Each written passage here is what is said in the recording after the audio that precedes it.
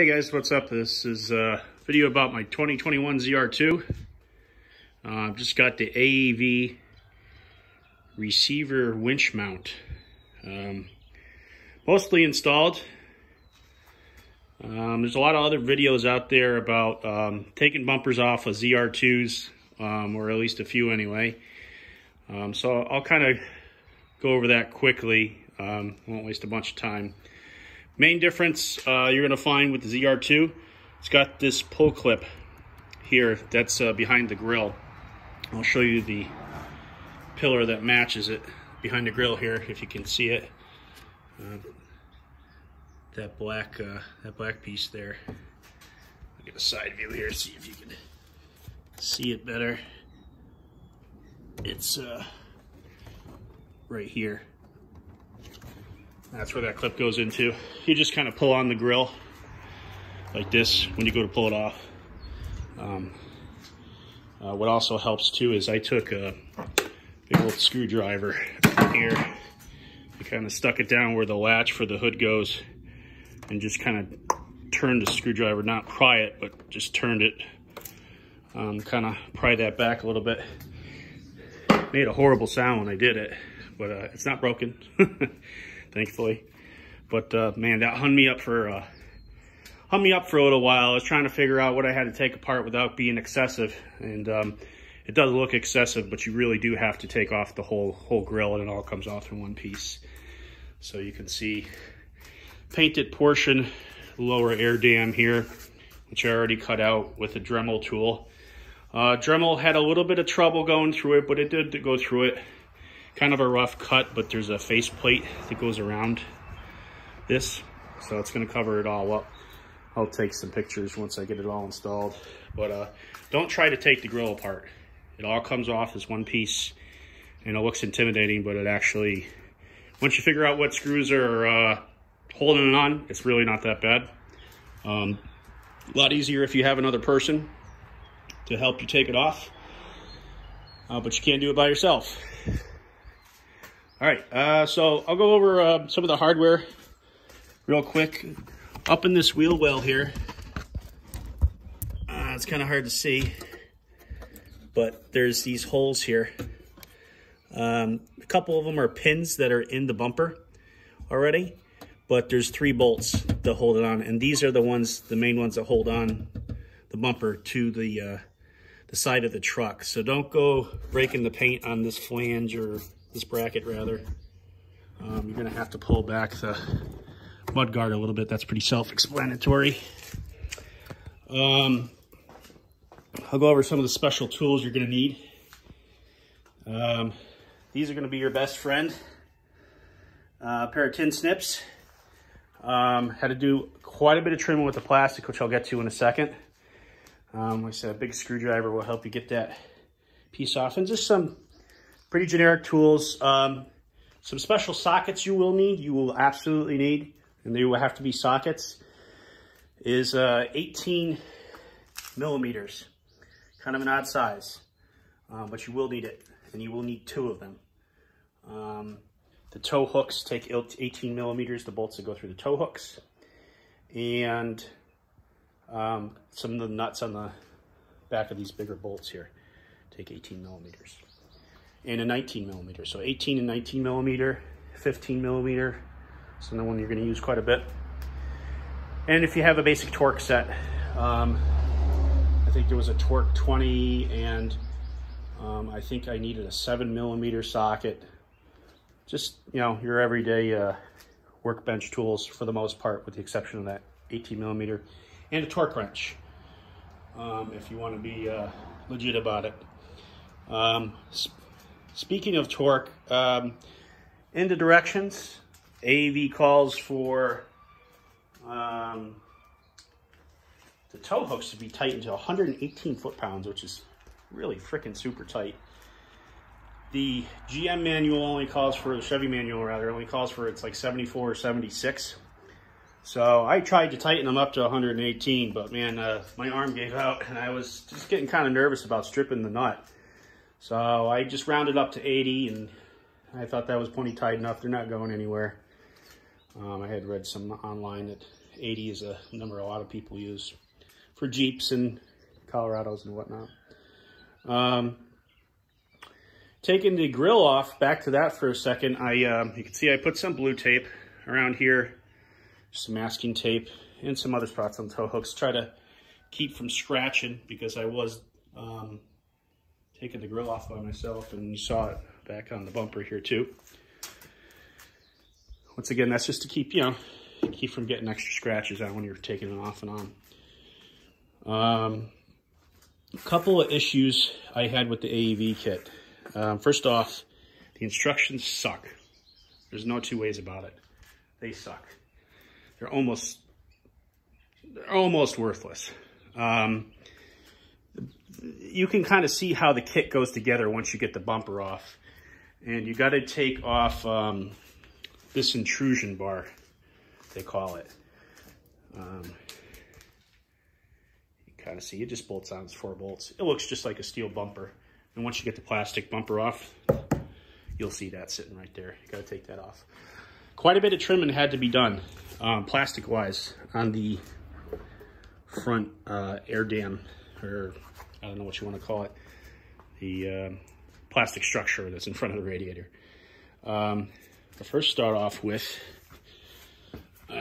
this piece had to be cut off.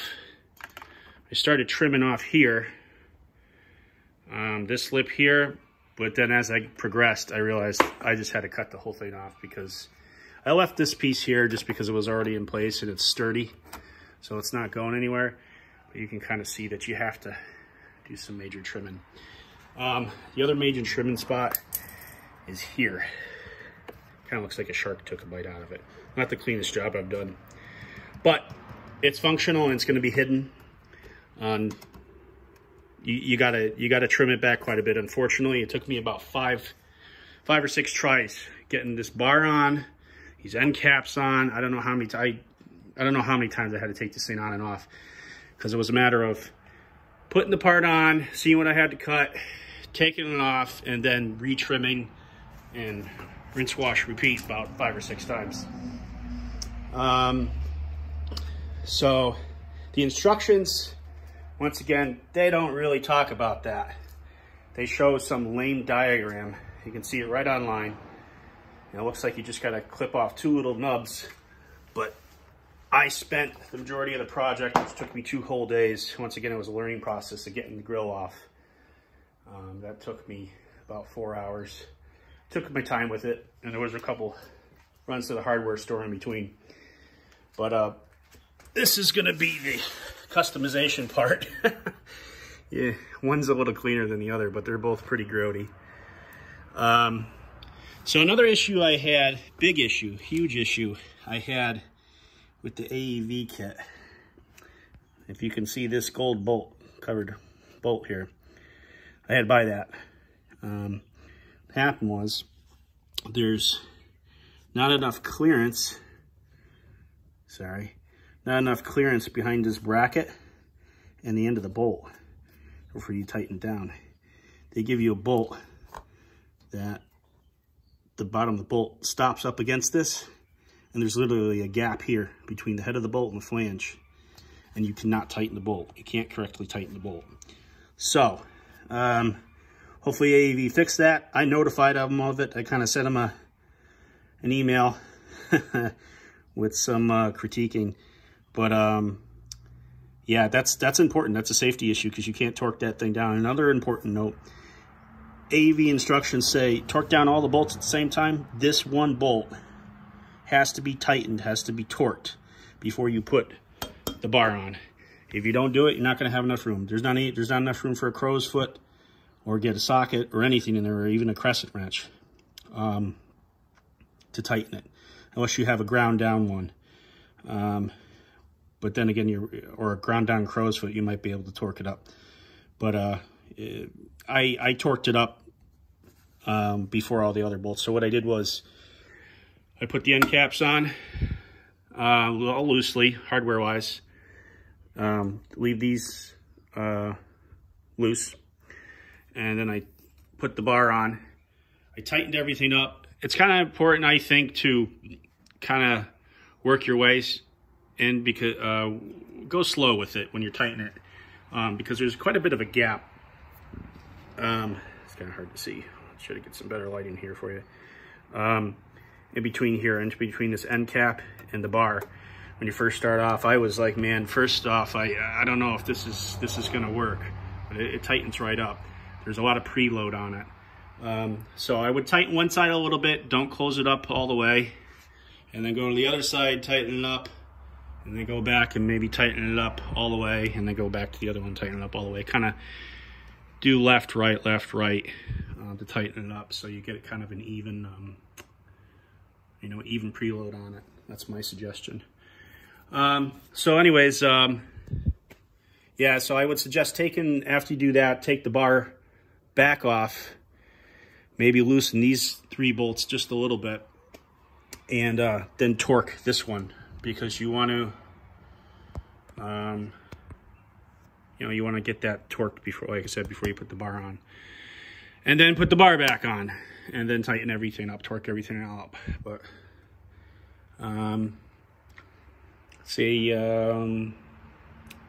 tow hooks, you do a little bit of trimming here. Didn't really do too much good. I'm going to see how it looks once I get the bumper back on here, Dan, whatever you want to call it. I just put some tape around those to keep it from scratching. I know they're going to get scratched anyway, but I just got the truck a couple weeks ago. I'm trying to keep it pretty. These are my pile of plastic there. Real nice and precise. I'm just going to dab some paint on some of the scuff marks I have from wrenching. I can't really see that one right there, but because I'm kind of anal retentive about sort of stuff like that. I know it's not going to be perfect, but whatever.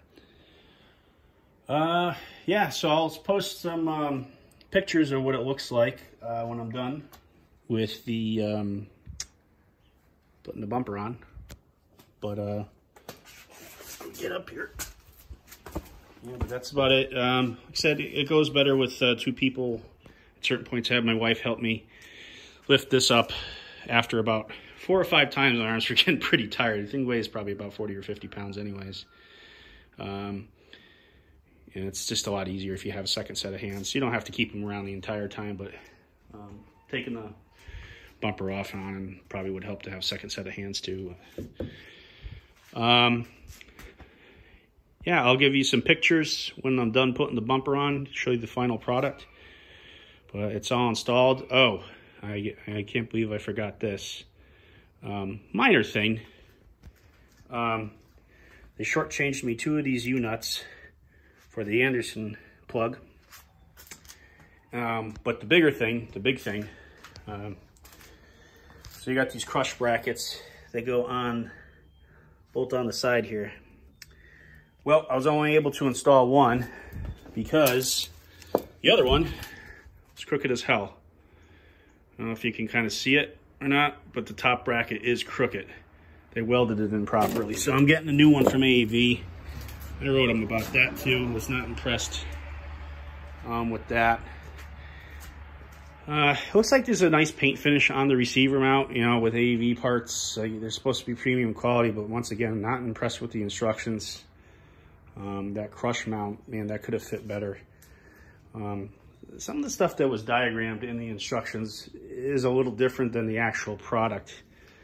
For instance, the area around these brackets around the tow hooks. I won't get into an explanation about that. You'll see if you get it. But hopefully it works well. I like the idea of having the receiver removable winch in front of the truck. I'm just getting into off-roading. I'm a noob. But I'll post some pictures when I'm all done with the final product.